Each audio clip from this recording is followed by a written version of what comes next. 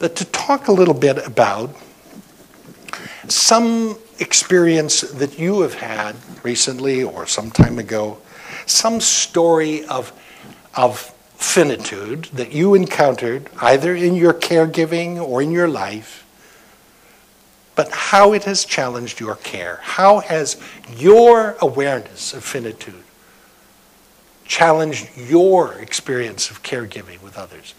And, you know, some people are going to have to turn around, and if it doesn't crook your neck too badly, so we have to call for medical care, have a conversation for about 5 minutes about finitude in your life. How many of you happened to listen to Talk of the Nation on Monday? With an interview with somebody named Lee Gutkind, who's written a book called 12 Breaths a Minute. And it's a collection of essays about end-of-life care. And in that collection of essays is it's Lee, Gutkind, 12 Breaths a Minute. And in that collection is a chapter by a student that I had when I taught at Yale Divinity School for 1 year, whose name is Joe Primo, and who at age 23, when I knew him, was absolutely committed to hospice care.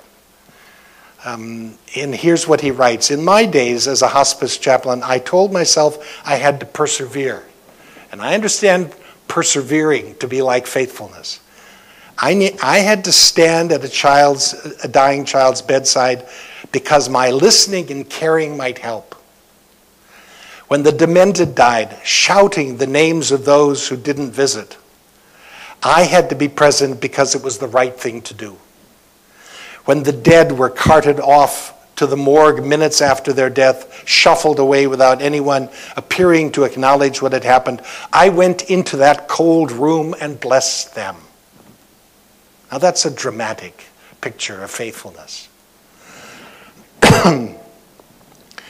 I stood over them and I held their name in my memory, if only for a moment. I said prayers I didn't believe, respecting that many of my patients had a come to Jesus moment and had returned to their childhood religiosity. I did these things because I believed there was meaning in them. The value of what I've learned in my work, especially at hospice, was the ability to listen and be present and to stand in the presence of pain and pay attention to people in my life and the needs of my community. I'm breaking up. There, some water.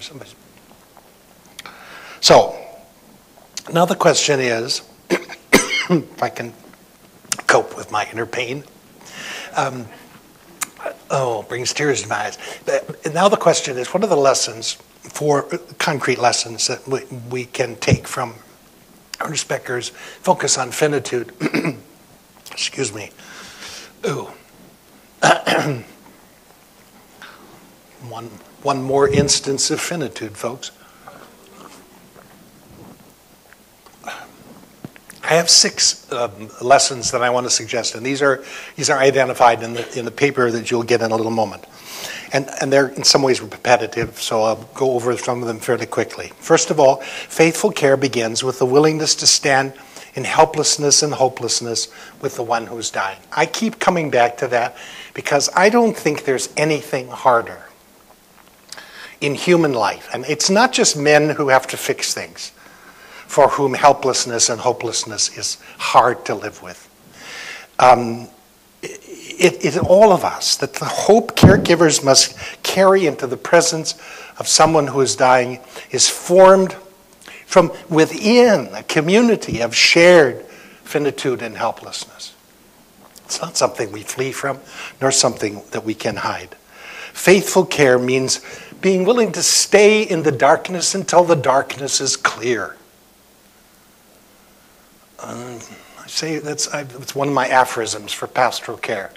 I think it's an aphorism for all kinds of care, to stay in the darkness until the darkness is clear.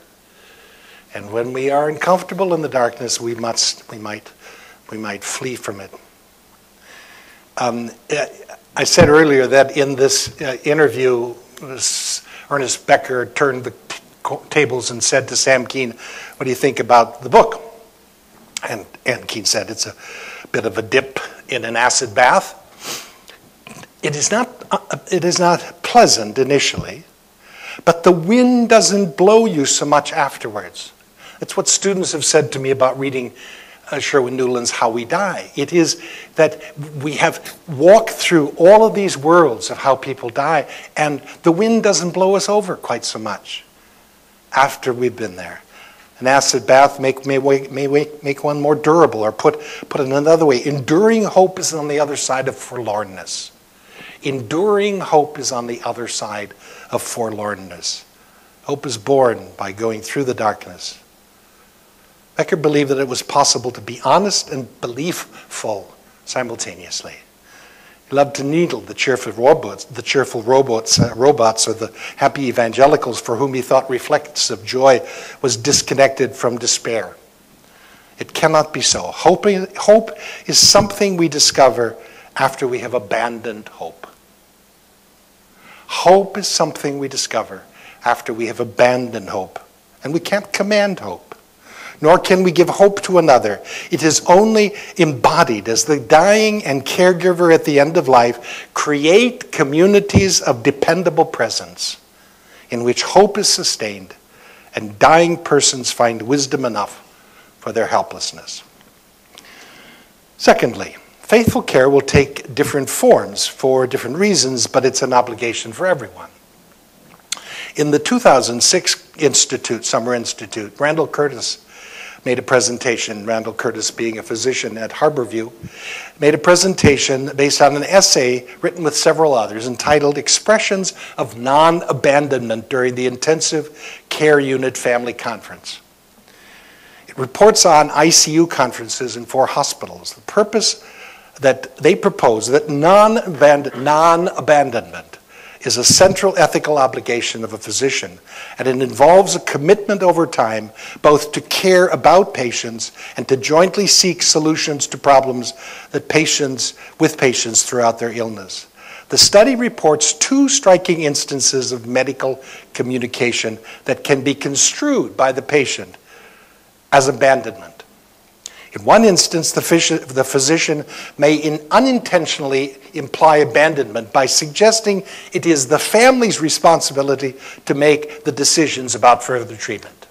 Whenever a physician will say, "It's up to you, well, you people have to decide," as if now they have washed their hands of it and they are no longer a party, they're no longer a player in the process. That is a kind of abandonment.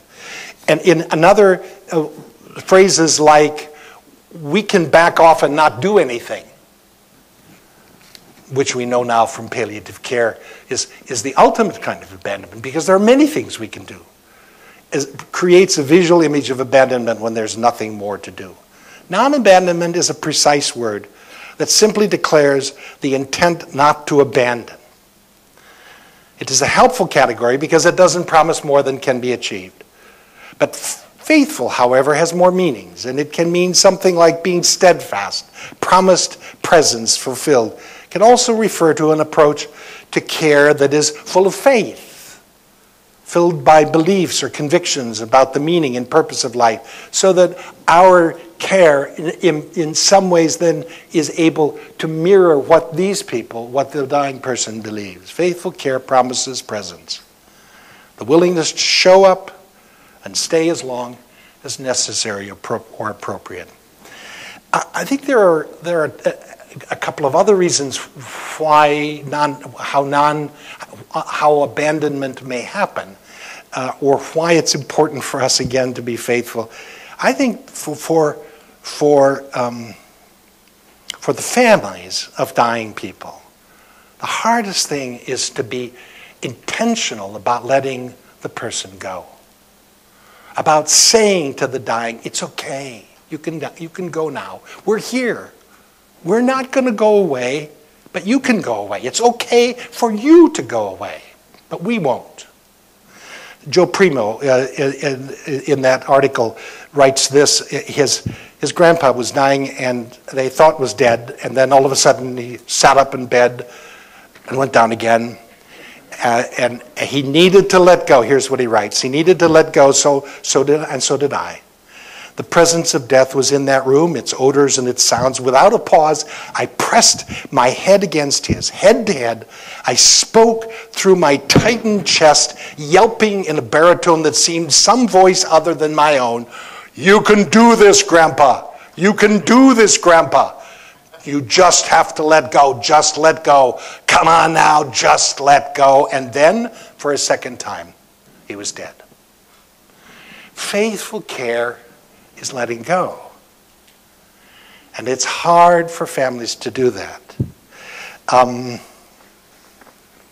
developed, and I think it's also important for us to talk about faithful care in relation to abandonment or non-abandonment, because I did this because sometimes people want to leave before they get left. I did a very unscientific conclusion many years ago that you can divide the world into two parts, the leavers and the leavees. Or, if you remember Goodbye Girl, the dumpers and the dumpies. And there are people who will be the last to leave a party. I'll bet you there are some here. And there are people who will be the first to leave a party. And there are different emotions connected with leaving and being left. And it used to be the case that men were the leavers, of course. We went out to hunt buffalo and other important things, and the women were left to keep the home fires burning. And I came to this conclusion when my wife left. We had just moved to Dubuque, Iowa from Princeton, and she left to go back to Philadelphia to do clinical pastoral education in a mental hospital, and I was left with the children. And I wasn't equipped for that. I had never been left in my life. So sometimes family members, sometimes caregivers are inclined, if you're the leaver kind, you're going to leave before they do. It's just hard. You've all had the experience of friends who you announced to them you were moving to a new town and they were gone. Before you could leave, they were gone. I don't know. Think about it. It's about non-abandonment and faithful care and about leavers and leavees. Thirdly, faithful care seeks to ameliorate the inevitable loneliness of dying. In the chapter in the last chapter of the volume of the issue that I have of Sherwin Newland's book, he says this on how we die. A promise we can keep and a hope we can give is the certainty that no man or woman will be left to die alone. And that the many ways to die alone, the most comfortless and solitary must surely take place where the knowledge of death's certainty is withheld. How many people have been consigned to dying in isolation and alone by the lies and the secrets and the fabrications that we create? Sometimes we have been a party to them. I was a hospital chaplain 1,000 years ago in Summit, New Jersey, and I remember a young man who came to the hospital for hernia, and that was what the family was told, what the family wanted to believe. Well, there were complications with the hernia, and there were the things that were discovered in the simple hernia surgery. And it's a long time ago now, but what I remember is that the family conspired, and I got to be a part of the conspiracy. I was sworn not to tell this person, who was a very popular prep school teacher, that the surgery that he had just had was simply for a hernia. And that there were complications, and that's why it was taking him a long time in the hospital, and then he would have to be home for a long time, and he died. And everybody thought it was a hernia. And he died alone. That is, alone in the isolation that lies create.